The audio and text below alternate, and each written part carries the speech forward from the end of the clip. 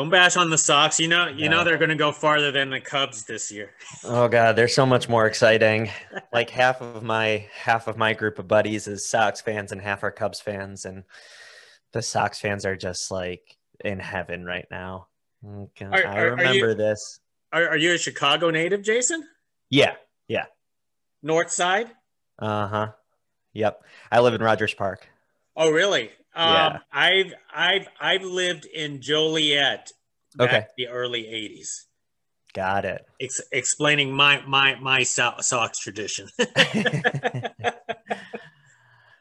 Well, you've basically it's basically been one good year since then, so Well, at least both teams actually earned their World Series after a long yeah. drought. So Right. that's actually a good thing. Right. So hey, Jason, hey, congratulations on your documentary, A Tiny Ripple of Hope. Yes, thank you. So first of all, how does it feel that your documentary is being showcased at Slamdance Film Festival this year? It's amazing. It's a huge honor. You just look back at the lineage of filmmakers that came before me at Slamdance, and you kind of realize the weight of premiering a film there. Christopher Nolan played his first film at Slamdance. I mean, that's good company to be in. I wish I was going to be in Park City this year, but I think the festival being online and a much wider audience being able to see it is definitely a good thing. Well, then tell us this because you're obviously a Chicago native, but what was the origination? What was the spark that you wanted to do this documentary? Yeah, I was a supporter of Jahmal Cole and of My Block, My Hood, My City before he was the subject of my film. I really truly believe in his message of, change at the block level instead of waiting for, City Hall or the federal government to do something about what's going on in our neighborhoods. We should take it upon ourselves and make change right on the street in front of you, whether that means taking kids from your neighborhood on educational field trips like he does, or shoveling your neighbor's snow, or cleaning up around the neighborhood. Those are things that make real tangible difference that you can see and feel. So I bought a hoodie, My Block, My Hood, My City hoodie, and a t-shirt, and that was great. And I was producing a show at the time here in Chicago on WGN, and I booked Jahmal and some of the kids in his program for it. And so we got to talking afterwards, and I pitched the idea of following him around, and following some of the kids in his program around, and he was into it. So that's how it got started. So tell me when you first heard of My Block, My Hood, My City. Was it like through the news, through the grapevine, or just came across it accidentally? Yeah, there was a story. There's a news organization, a local news organization here in Chicago called Block Club Chicago, but at the time it was called DNA Info, which is just hyper local news. And I was just scrolling through, and I saw the design of the hoodie is ultimately what first like grabbed my attention. I mean, the branding it's awesome. People want those hoodies and they have no idea what it means. So that caught my eye, and I read more about Jahmal and what he was doing, and that's how I got turned on to the program. So it didn't take much to convince Jahmal, but could you tell us more about what he's really like? Because obviously that was the one thing that you wanted to showcase was his personality, his sacrifices into your documentary. Yeah, Jahmal is very present in the Chicago media here. He's on the news all the time. The news loves to cover all the things that he does, and he gives lots of speeches, and people see a very specific profile of the man. He's the kind of public speaker where, like, you'll want to run through a brick wall for him after you hear him talk. And that is genuinely how he is as a person. But you know, he has layers. You see in the film how genuinely sensitive he is, sensitive to the world around him, the way he's treated, sensitive to his relationship with his wife and his father and his daughters. He's a really gentle soul. And I wanted to show that. We wanted to show the side that people always see. We wanted to show the private side. And I think we accomplished that. What's the main driving force did you discover why he keeps on going like this? Because, there just seems to be, so many obstacles in Chicago. Sometimes it's the neighborhood itself, sometimes it's the politicians, but what's his main motivation and driving force? Because for many people, they could just quit at any time.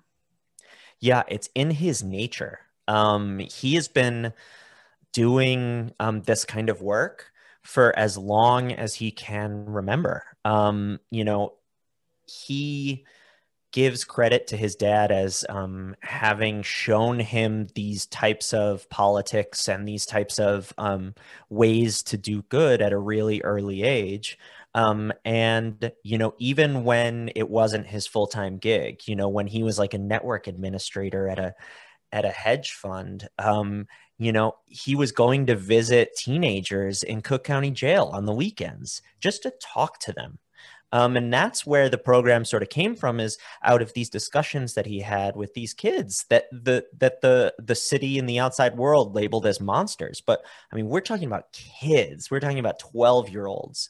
And so, he can't help it. He can't help but do it. There's not an obstacle too large that will deter Jahmal Cole from getting what he wants. And luckily for us, and luckily for the city of Chicago, what Jahmal wants is a more interconnected city. He wants people from the north side to care about people from the south and west side, and vice versa. And an obstacle like a drive-by shooting or the foreclosure of his home, while they're really traumatic, they're not going to get in his way. So when did you start following him, and how long did you follow him through his process? We started filming with Jahmal in 2017. We filmed for about 3.5 years, 4 years. But the film kind of encompasses about a year in his life. So we filmed quite a bit, about 150 hours of footage.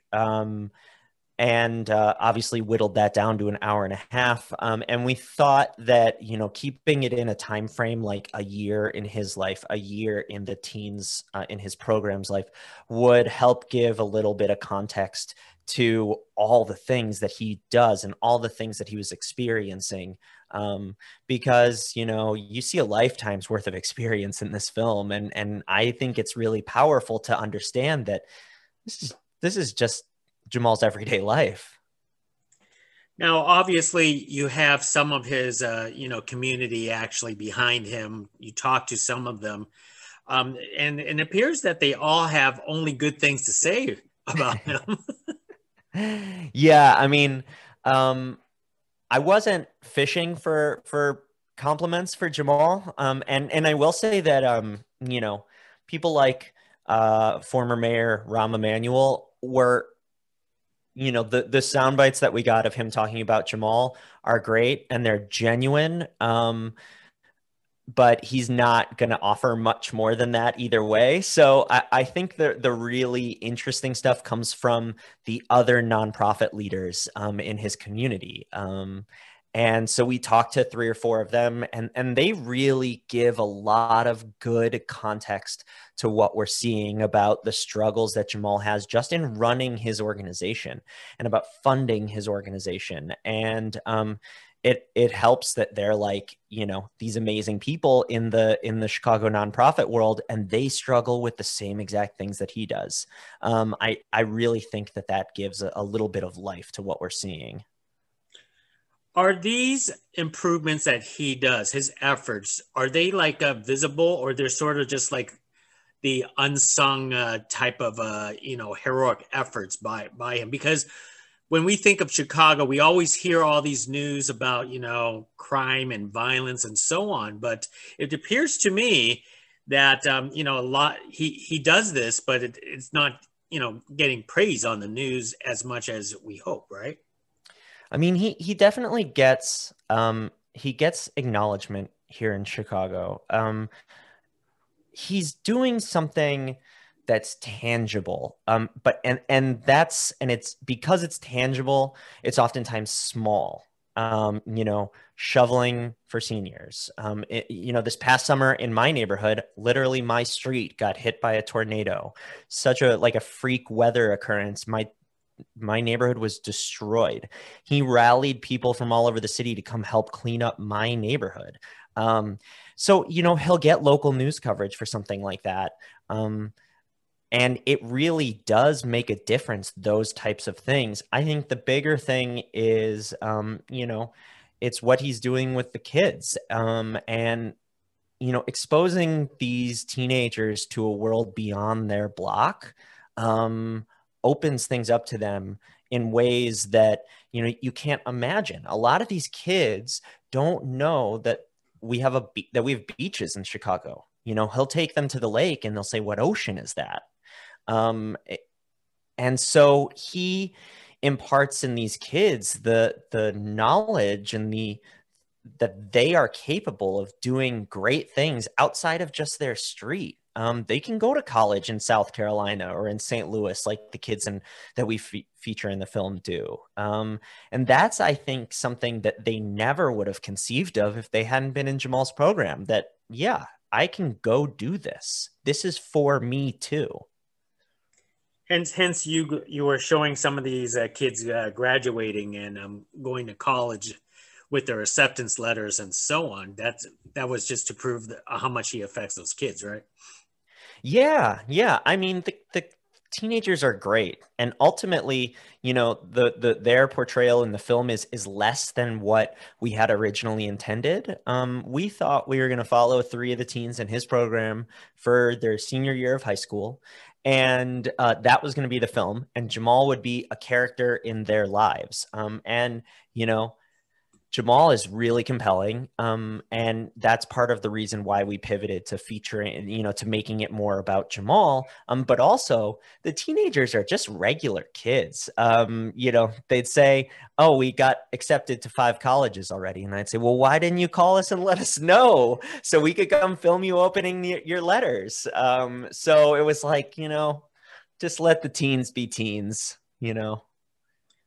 Ultimately, where do you see Jahmal wanting to be at? Like 5 to 10 years from now, or he just wants to keep on doing this? Because like another community organizer, Barack Obama, went all the way to the White House. Mm-hmm. Yeah, there's a lot of parallels between President Obama and Jahmal. That's not my personal opinion. That's President Obama's opinion. Jahmal definitely has a career in politics in his future. He also wants to expand My Block, My Hood, My City to other cities that need it. It's, kind of an interesting model that a lot of people aren't trying because it was hard to get funding for. But he's shown, especially now, that it can and it does work if it has the right backing. So, I can see him being governor of Illinois. I could see him being mayor of Chicago. I could see him being a senator, like his dad says in the film. And I could also just see him running a much, much larger organization that has branches in Chicago and Philly and Houston and LA and New York. So his organization, My Block, My Hood, My City, is that still a small organization? Because it almost seems like he's doing everything, but or is there basically like a much larger team of volunteers that we don't see or know about? I mean, when you say it seems like he's doing everything, it's because in the film he was. At that point in the life cycle or the evolution of My Block, My Hood, My City, Jahmal was it. He had a couple people that worked for him. He had like one full-time employee that worked for the organization, and then he relied on volunteers to help with everything else. And that's part of the struggle that he had, is the stress of running an organization all by yourself. Now the good thing is it's expanded pretty significantly. He's in a lot more schools than he was in before. He's able to have a staff of people that work for him full time, work for the organization full time. It's not by any means a huge organization. I think he's got like 6 employees now, as opposed to when he had 1 when we were filming. But that's massive when you think about the fact that this was only a couple years ago.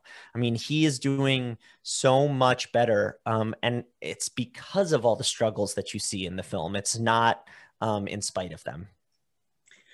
Have you been following up with him in the past year? Because I know, we're in crazy times right now, but is he still basically pushing forward his message? And how is he doing it? Yeah. You didn't film that part of the documentary. Yeah. He was extremely visible during the protests here during the summer after the George Floyd murder. He led a peace march in his neighborhood in Chatham. That was huge. My wife and I took our 2-year-old to it. And he's also been extremely visible in Chicago's COVID response. He was doing sort of the weekly press conferences with the mayor of Chicago and the governor of Illinois. He's a leader in this city. I think like one of the local publications just named him like one of the 20 most powerful people in the city. So he's still doing what he does. He's doing it on a grander scale, but yesterday he got volunteers together and shoveled snow because we had a blizzard. So, he's still doing things on the block level in addition to being this great leader, civic leader.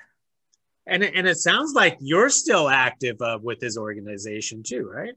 Yeah, I wanted to find a way to help the organization that didn't revolve around writing them a check, because quite frankly, I couldn't. So, I bought the hoodie and I bought the t-shirt, and then it's like, well, what can I do? I can use my abilities, my skills to make this film and hopefully shed light on what he's doing and bring it to a greater audience. I didn't know what it was going to become. I didn't know that it was going to become a feature documentary that traced the struggles of him, starting this organization.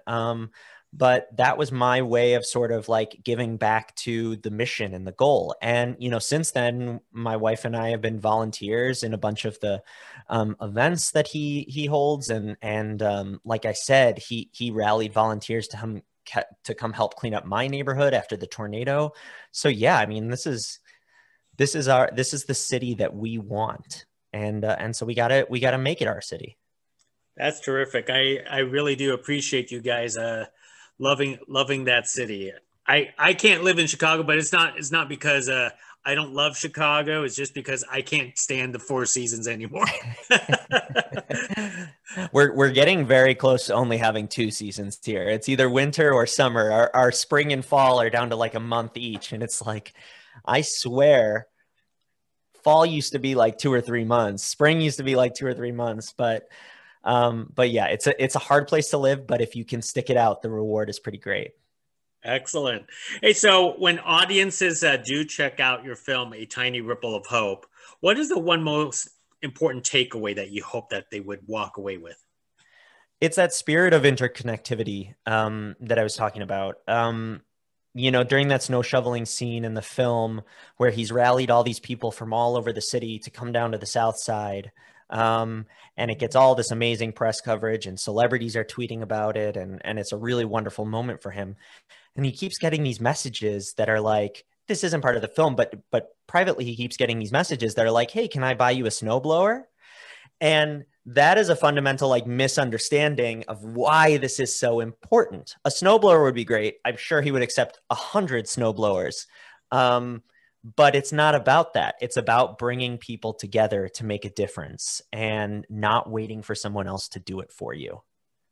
Excellent. Well, one more thing with you, Jason. Before I let you go, obviously, I asked a lot of my my interview subjects this, but we're living in crazy times, Mhm. pandemic and all this kind of stuff. But how are you staying sane and creative during all this time?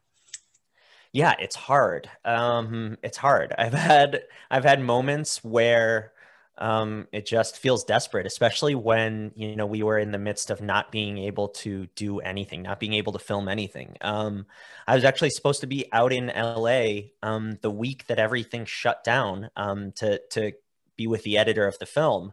And sort of put the finishing touches on the film, and had to cancel that trip, obviously, and had to work remotely for the next several months. Had to work remotely with the colorist and the composer, and all of these things where you want to be in the room and want to be involved, and we had to do it separately, and that's really, really difficult. But I think the only way to kind of scratch that itch is to find something. I made PSAs for the city of Chicago about COVID, and they won a couple Emmy Awards, which was amazing. I took some of the extra footage from the film of a scene where the teens go to prom, and everyone was like, why can't we see more of this? And I cut a 15-minute featurette of that. You just got to get creative in order to be creative. That is terrific. Well, Jason, I really appreciate you doing this documentary, A Tiny Ripple of Hope. You don't realize on how much effect you're going to have once you release this documentary, because I'm sure Jamal is going to be very thankful as more hearts and appreciation will flow to his organization and to him in the future. I hope so. I hope so. Excellent. Well, hey, thank you very much. Next time. Yes, thank you very much. And if you're not able to check it out on Slamdance, give us a follow on social, on Twitter and Instagram. It's at A Tiny Ripple Film or a tinyripplefilm.com. And if you can't do Slamdance, I'm sure we'll see you at a different festival. Excellent. Hey, thank you very much. Really appreciate it. Next time. Thanks. Bye now. Bye.